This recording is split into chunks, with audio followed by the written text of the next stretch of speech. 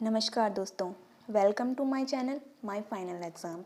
इसमें हम आपको आज बताएंगे सेल एंड सेल स्ट्रक्चर के बारे में। सेल एंड सेल स्ट्रक्चर ये बहुत ही महत्वपूर्ण टॉपिक है, यानी किसी भी सरकारी नौकरी की अगर आप तैयारी कर रहे हैं तो उसमें साइंस के क्वेश्चन तो आते ही हैं और ये सबसे महत्वपूर्ण टॉपिक भी है, ठीक है। और 9th से 12th तक या इससे आगे भी बीएससी हो गया या एमएससी, इसमें भी सेल के बारे में चर्चा की जाती है या बहुत सारे ऐसे वो चैप्टर हैं जो कोशिका पे हैं। तो सबसे पहले हम कोशिका किसे कहते हैं इसके बारे में जानेंगे। तो जो हमारे शरीर की सबसे सूक्ष्मतम इकाई होती है, ठीक है, वह होती है कोशिका। यानी हम बोल सकते हैं कि जो हमारा शरीर है वो कोशिकाओं से मिलकर बना होता है। जो कोशिका जीवों की संरचनात्मक एवं ये एक विशिष्ट पारगम्य कला यानी डिफरेंशियली परमेबल मेम्ब्रेन से घिरा रहता है। यानी इसके बाहर जो कवच रहता है, कवच या फिर कोई झिल्ली बोलेंगे तो वो क्या होती है, डिफरेंशियली परमेबल मेम्ब्रेन होती है। यानी ये विशिष्ट पदार्थों को ही अपने से होकर जाने देती है। वह परमाणु हो सकते हैं, आयन हो सकते हैं या अणु हो सकते हैं। अब आता है इसके बाद कोशिका विज्ञान, यानी कोशिका विज्ञान किसे कहा जाता है। तो जीव विज्ञान की वह शाखा जिसके अंतर्गत कोशिकाओं और उसके अंदर की वस्तुओं की रचना और कार्यकी का अध्ययन किया जाता है, कोशिका विज्ञान कहलाता है।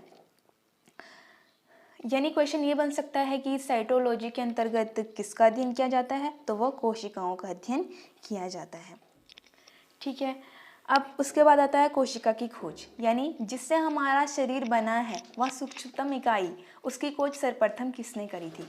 तो इसकी खोज करी थी 1665 में एक ब्रिटिश वनस्पति शास्त्री थे रॉबर्ट हुक, ठीक है। इन्होंने कोशिका की खोज करी थी। उन्होंने अपने बनाए सूक्ष्मदर्शी में कॉर्क की एक पतली काट में अनेक सूक्ष्म मोटी भित्ति वाली मधुमक्खी के छत्ते जैसी कोठरियां देखी।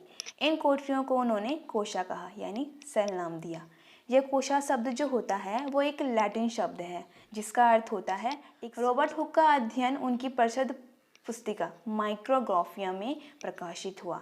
इनका जो अध्ययन था वो एक पुस्तिका थी, मतलब उसमें माइक्रोग्राफिया में प्रकाशित हुआ था इनका यह अध्ययन।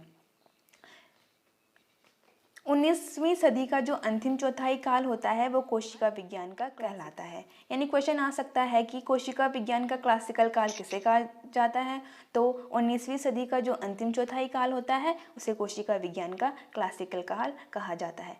क्योंकि इस समय कोशिका विज्ञान के क्षेत्र में बहुत सी महत्वपूर्ण खोजें हुई इनमें, ठीक है। और इनमें जो खोजें हुई वो कोशिका के अंदर जो ऑर्गन्स पाए जाते हैं उनकी खोजें भी हुई। बहुत सारे ऑर्गन्स हैं जिनकी खोजें अलग अलग वैज्ञानिकों ने करी है, तो हम ये खोजें आपको अगले वीडियो में बताएंगे, ठीक है। आगे चलते हैं कोशिका की संरचना। कोशिका की संरचना क्या होती है। कोशिका का निर्माण जो होता है विभिन्न घटकों से होता है जिसे कोशिकांग कहते हैं, यानी सेल ऑर्गेनेल कहते हैं। हर कोशिका का एक अलग कार्य होता है। इन कोशिकांगों के कारण ही कोशिका एक जीवित संरचना है।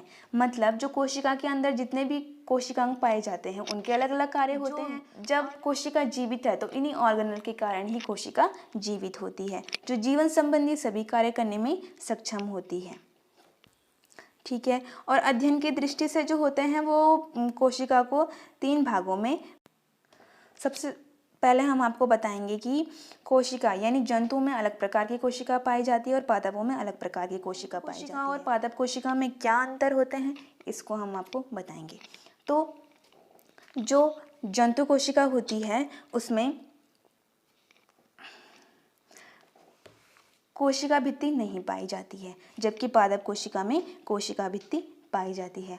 हरित लवक पाए जाते हैं किसमें, जंतु कोशिका में हरित लवक पाए जाते हैं, जबकि पादप कोशिका में हरित लवक पाए जाते हैं, जबकि जंतु कोशिका में हरित लवक नहीं पाए जाते हैं।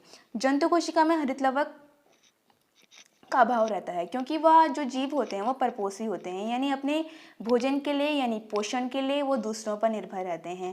जबकि पादप कोशिका में हरित लवक पाए जाते हैं, यानी ये सपोषी होते हैं और प्रकाश संश्लेषण के द्वारा अपना भोजन का निर्माण करते हैं।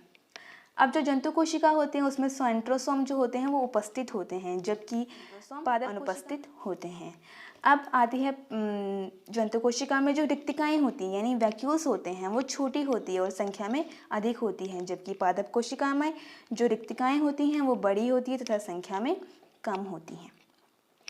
जो जंतु कोशिका है उसमें जो केंद्रक होता है वह मध्य में स्थित होता है यानी सेंटर में स्थित होता है, जबकि पादप कोशिका में ऐसा नहीं होता।